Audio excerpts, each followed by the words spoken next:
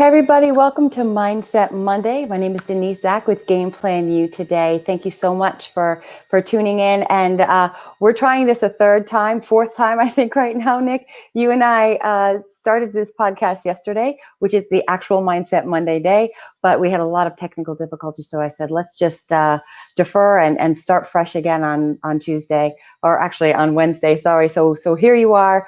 And thank you so much for being here and being a part of this. My name's Denise, Zack, as you've said. If you've been here before, then you know that I'm diving into the 6 inches in between your ears to figure out how you show up to your day and how you deal with life and how you deal with challenges. I love people that are successful and doing great things, but I love even more finding out what kind of grit and resilience you have that makes you successful throughout your life and in your day. Because at the end of the day, we all are struggling with something. We all are dealing with difficult times. We're all dealing with difficult things. There are challenges going on outside of us all the time. Right now, we've got COVID. We've got, political issues. We've got, social issues. We've got mental health, issues really across the board that not just people in the United States are dealing with, but really people in the world are dealing with. And I feel like there's a lot of different challenges that people have as a result of those things, in addition to personal challenges. So I really like to talk about those things, dive into them, and learn more about them. So if you like this podcast, this is a great time to just subscribe and hear more as the weeks go on. But without further ado, I really want to introduce my guest today. His name is Nicholas Lord, and he is the co-founder and CEO of No Cap Sports. And he's had to make a pivot in his career over the last 6 months or so as a result of COVID, but also just as a result of seeing what's happening in the world of sports, especially with our college athletes and name, image, and likeness lawsuits and proceedings that are happening right now. So his business is based on helping athletes brand themselves, develop content, monetize their brand. And I'm really excited to bring him on today to talk a little bit about that, but more important to dive in a little bit into those 6 inches in between his ears. So Nick, I'm going to bring you up. Come on in. Thanks for having me. You're welcome. So glad that you're here. So glad that we're finally connected. Yeah, hopefully we can make this work after the 4th time. My fingers are crossed. There are no guarantees, but we're going to do our best here. So can you tell us a little bit more about No Cap Sports, what you do, and how you pivoted with that, in the last 6-12 months, and what's going on for y'all now? Yeah, absolutely. So I actually just graduated college this past spring from Gettysburg College. Congrats. During the coronavirus, so it was definitely a wild experience. I think it was like a 15-minute Zoom graduation. I actually missed it for the first time, so I had to watch the recording. So there's that. But yeah, so throughout college, growing up, I was always someone who loved thinking about new ideas, taking risks, trying new things. My first year of college was when I really started developing that sort of like entrepreneurial spirit. Started writing down all my ideas and how I could potentially execute on those ideas. I tried starting a couple businesses in college, actually, but with the school workload, basketball, mental health struggles I was working with, really pushed my focus away from those. As you know, it's when you're trying to make something successful, you kind of have to put all of your time into it. And then I started getting the passion back in terms of my entrepreneurial spirit towards the end of my senior year. And that was when the idea of No Cap started blooming. It actually started out as a recruiting platform. We called it Match U to connect athletes with college coaches, while also tying in some of the NIL concepts that had started to surface all over the internet. But once I started reading and learning more and more about this whole new market opportunity with name, image, and likeness, I put my full attention on that and changed the name to No Cap because I thought it would resonate really well with the market I was going after. And then from there, I started building out the team, really honing in on the vision, and where I wanted to go with the business. So the whole mission behind No Cap is to make the best in-class technology and resources accessible to all stakeholders in the NIL era. So there's a level playing field, and that every athlete, regardless of what school they go to, where they're from, can have the opportunity to capitalize on their name, image, and likeness. And so we focus on 3 different areas. One being compliance. So we automate, document, monitor the entire compliance process for every deal that the athletes are making the jobs of all the compliance officers way easier. Otherwise, they would have tons of paperwork going across their desk every single day. Number two is financial literacy.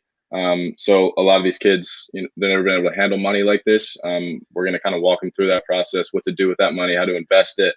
And then the third is deal sourcing. So any sort of way an athlete can make money, we're able to source that deal through our platform and make sure they stay compliant the entire time. And then we're working on some pretty cool stuff to really empower athletes to use their influence to create social change in areas that they truly care about, which I'm pretty excited about. We're kind of working on that right now, so I'm not going to give too much away on that. But right now we have a senior team of 5, a few key other employees doing business development, sales, and then an engineering team of about 10 to 15, and then a pretty awesome advisory board that I've built over the past 6 months. That's awesome. I mean, I just love the whole concept of it because of the NIL stuff that is coming out now. There are going to be a lot of athletes who want to take advantage of this, who want to be a part of it, and who will have no idea how to do it because their job is to be an athlete and to be a professional, right? And that's their focus. And to do what you're doing so comprehensively, I love that piece of it as well, because you're not just saying, hey, let's make money off of this athlete. We'll get his content and we'll just stick it out there. You're helping them with their brand and their reputation to monetize it, but you're also helping to teach them how to do it. And then you're taking care of some of the back end stuff for them, the stuff that they might not know about that could potentially later on get them into trouble or, just cause friction or challenge for them. And you're taking care of that, which I think is a really great service. Yeah, absolutely. I was always very big on being able to provide everything to, the Power 5 schools. They're going to have those athletes that are making tons of money, but it's also the long tail end, the D3 athletes that have some influence in their communities, and D2. And, I just wanted to represent every sort of athlete and give them access to the same tools as those bigger time athletes as well. Right. So across the board, giving everyone that kind of equal opportunity and chance to build their reputation across the board. I love that. Yep. That's Absolutely. good stuff. So it sounds like you got a great team behind you, around you, with you, right? Yep. And yep. How did you develop your team? How did you say, hey, you and I are going to co-found this, and I need you for my CTO, and how did you pull your team together? It was an interesting process, how it all kind of formed out. I started the original idea with the whole recruiting thing started with my basketball coach in his office. And we were just kind of shooting ideas back and forth, and we came up with like the recruiting app type idea. And then one of my best friends from college, his name's Danny, who's no longer working with us anymore. He co-founded that original idea with me. And we were working on it for about 2 months. And then I started getting really passionate about NIL. And one of the advisors that I brought on, who his son actually played basketball with in college, set me up with this guy out in California who I had no idea about, but it turns out he built some of like the biggest companies out there, Zendesk and Beats Music and NerdWallet. He built those. He was the CTO there. And I didn't even know that going into the conversation. So when he told me that, I was automatically nervous. I didn't really know what to say. I was kind of starstruck. But he just like loved my enthusiasm, kind of my drive, my idea. And we kind of hit it off right from the beginning. And then him and I, his name's Stan, we just kind of been, we officially co-founded No Cap together. And we've been working on it ever since. And then about a month later, I had some people working for me as interns over the summer. And one of them introduced me to their director of compliance. That person went to Michigan, and the director of compliance in Michigan, I talked to him, kind of gave him a rundown of what I'm doing, and he got so passionate what I was doing that he ended up quitting his job to come on full time with me. It's actually official today that he's on full time, which is pretty sweet. I'm excited about that. But he was able to help us build like the entire compliance monitoring software, and really helped us kind of drive the vision of what people need in this upcoming era. And then the rest of the people just kind of came over time through secondary connections. It was just a lot of time me talking to people, showing them how passionate I was about where I think this could go, and was able to build out a pretty awesome team. That's great. Surrounding yourself with people who have skills that you don't, but also have the same amount of passion that you have for what you're doing. It's a perfect match, right? my goal going into this was to be the dumbest person on my team, and I think I'm achieving that. So. I don't know. Or you bring some smart people on, but only a smart person would bring people on that have skills in those areas, right? So True. I think it's a perfect marriage because we have to have people around us that are just as passionate about what we're doing, but bring something different to the team. We Yep. can't have all the same Absolutely. people. Then you're lopsided. You're missing things. You're not as creative or comprehensive as you could be. And so, it sounds like you have a great team there. And Absolutely. you mentioned something a few moments ago, and the reason why I even found you was because of a link that or a post that you made on LinkedIn around a mental health issue, and you talked a little bit about that, struggling with that in college, and that kind of got in the way a little bit when you were thinking about doing some entrepreneurial stuff. And so I was just curious if you could tell us a little bit about that post that you made. What led you to post it? That can be a challenging thing. It's a professional website, right? But I think what you did was so courageous, but also so powerful and meaningful and needed. So what led you to do it? And then what was the reaction that you got? Because I think that was the really interesting part. Yeah, absolutely. I think it would be probably good to start kind of from the beginning. So growing up, I was kind of like a big worrier, really hard on myself, cared way too much about what people thought about me, would overthink pretty much every situation. And when you have that kind of way of thinking, it really starts to catch up with you. So when I got to college and I was away from everything that I was used to, that's when I really started struggling with my mental health. Started going on all kinds of medication, and I pretty much just suffered in silence most of the time, keeping everything in my head. I guess I just thought that if I just kept pushing it down further and further, it would eventually go away. Turns out, worst possible thing you could ever do. I had some of the darkest moments of my life because that's the way I was handling the situation. Lost most of my motivation. Didn't really have any emotion a lot of the time. Pretty much just felt hopeless, to be honest with you. But some days I would literally skip all my classes, lay in bed, stare at the ceiling, and not do anything. And then one night when it got really, really bad, I decided to mention something about how I was feeling to someone that was close to. I wasn't really expecting much. And honestly, after just saying one or two things, I automatically started feeling a little better. And I realized that I did have the support. I did have the people around me. And there were actually people going through a lot of the same stuff I was. And it's kind of crazy the feeling you get when you tell someone something and they respond with, me too. It just makes you feel so much different about the situation and what you're going through. It's extremely comforting to know that you really aren't alone, and that you do have support. So until that point, I really started speaking up. I thought it was weak for feeling that way, but I realized it was just kind of the opposite of true. And when you're able to express how you truly feel, I think it's one of the most courageous things you can do, and it can even save your life or someone else's. So I wrote that post without many expectations, to kind of just put my thoughts out there on mental health and see if I could impact just one person in a positive light. Because one thing I've been realizing as I learn and grow in the real world, starting a business, it's not really about the accomplishments you have or how much money you make or what you can put on a resume. Those things are all great, of course, but it's really about the impact you have and the people around you, whether that's small or large. That can get you way, way further in life. So that was one of the reasons I wanted to be an entrepreneur, actually, because I feel like I can make the most impact that way.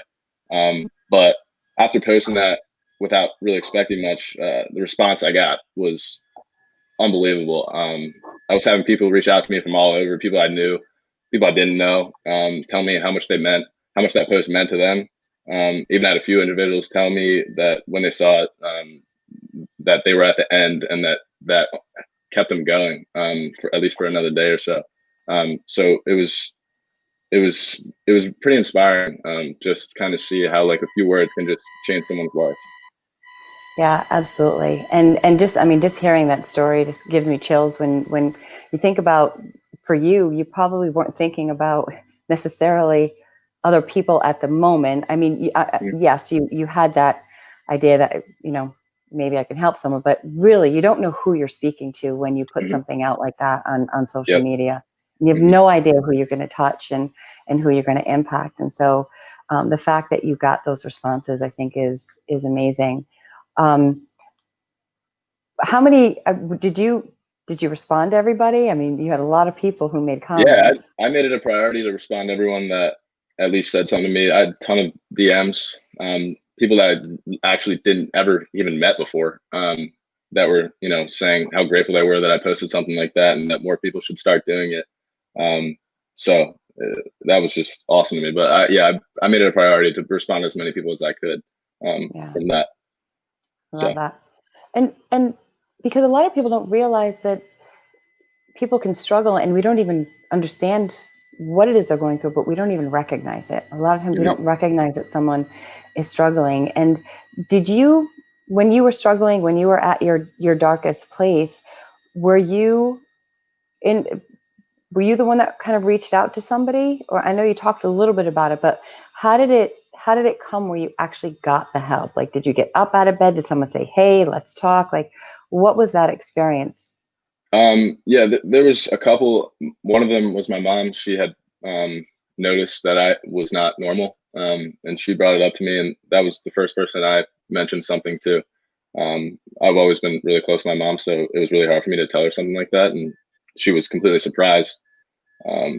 But yeah, it was. I would say my mom told a bunch of people started realizing that I wasn't really myself. There were a couple times where I would uh, skip all my classes. I'd have emails from my teachers, or I'd miss practice and have an email from my coach. Um, so I kind of figured at that point it was probably time to at least tell someone that I didn't feel okay, um, and that ended up being like the greatest thing I possibly could have done for myself.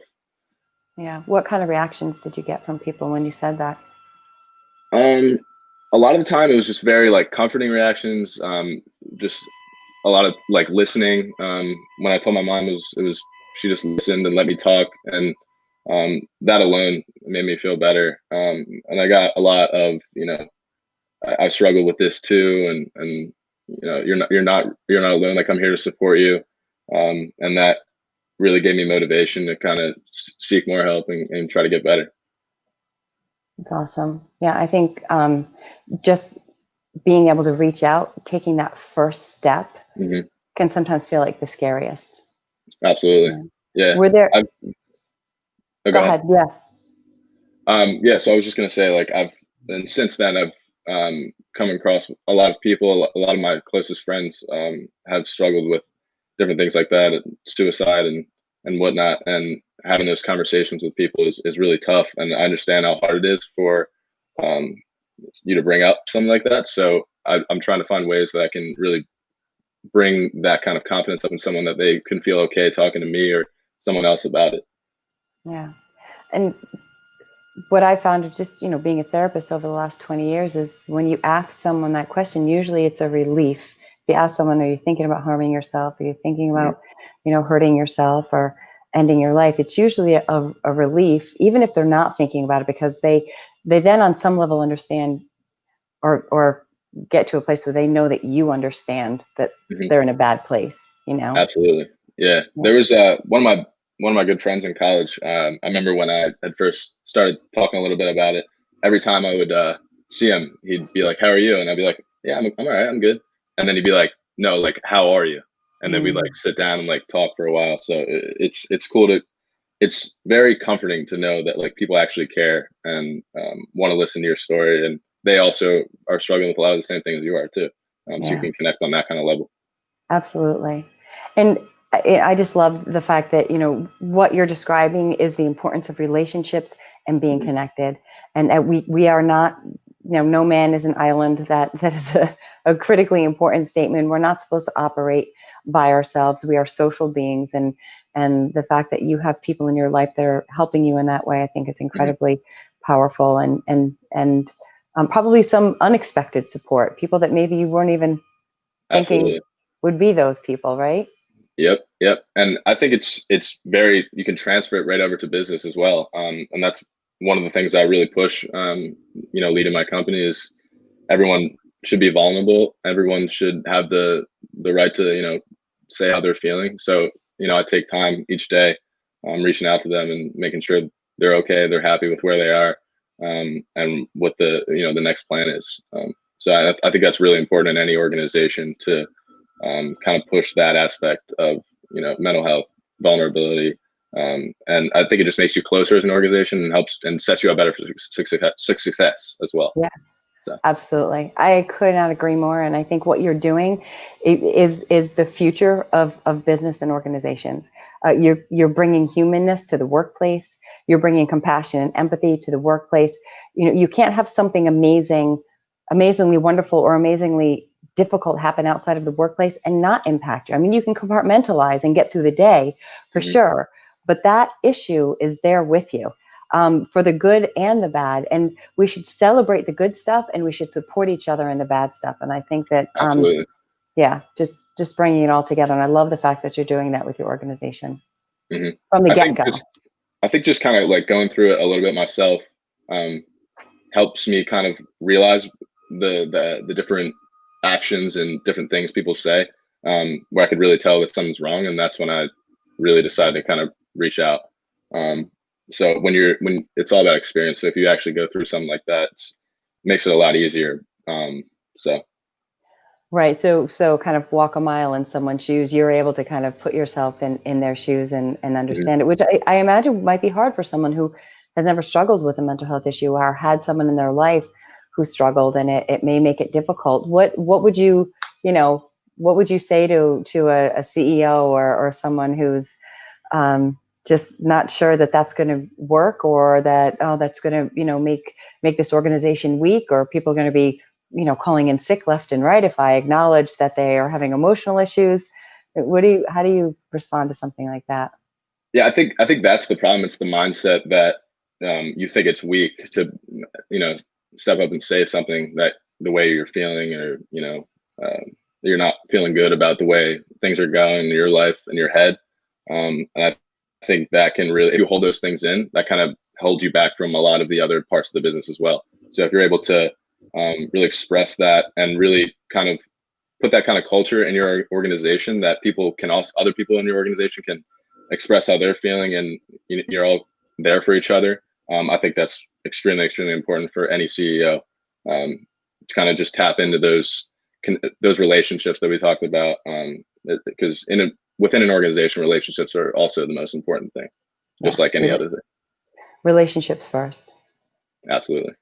And the research is actually supporting all of that right now, that the more you support someone with their personal stuff inside of work, the more retention you have, the less absenteeism you have, the more loyalty you have, and the more contentment and collaboration you have in the workplace. So absolutely, it is, you're creating this culture within your organization now that will help you grow, I think, and be more successful than you probably would have been had you not incorporated that kind of culture into the workspace. Yeah, I think doing it from the get-go and kind of just pointing out the obvious, and kind of laying that down right from the beginning has really helped us kind of skyrocket from where we could have been.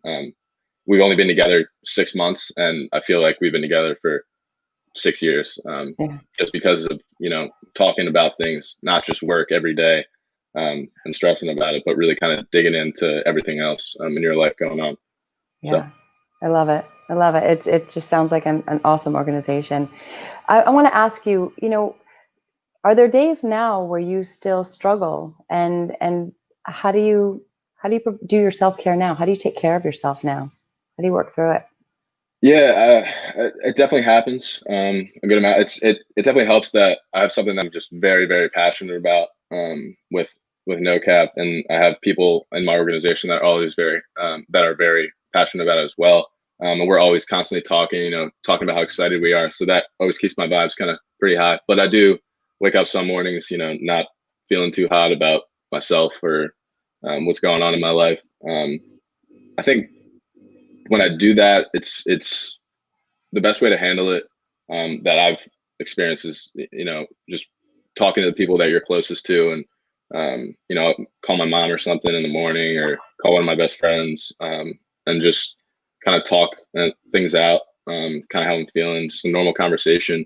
And I think that always helps me feel better. It's also, picking up different kinds of hobbies. Like, for example, like I started playing guitar. I played when I was younger. Guitar is something that makes me feel calm. And whenever I'm feeling, down a little bit, I just play guitar and I start feeling a little better. So it's like finding those things that, give you a little happiness in your life, even if it's just a very little thing, and going with that. I love it. So having something you're passionate about, talking with people that you trust and you know are always on your side, and then Mhm. finding activities that fill you up and give you some sense of joy and contentment. Those are three, Absolutely. yeah, those are three awesome ways to take care of yourself and every single day Mhm. doing something like that, right? Absolutely. Yeah. And the one thing I've been doing lately is I did this like self challenge kind of thing, just a bunch of different goals that I set for myself every day, that I try to accomplish. But one of them is reaching out to someone that's had a positive impact in your life, um, in the past couple of years or months or whatever, and kind of expressing that gratitude. And that's the responses you get from that are just uplifting in itself. And that's really helped me I try to do it every morning, and getting those responses just motivates me, for the rest of the day. So that's I also love it. something I do. I love it. Gratitude is huge. It comes Mhm. back to you tenfold, right? Absolutely. Yeah. So I love it. I love what you're doing. I love your business, concept. I love how you're implementing it. I love the team that you've put together and really the focus that you have and the culture that you've created within your business. All of that stemming from a struggle that you had.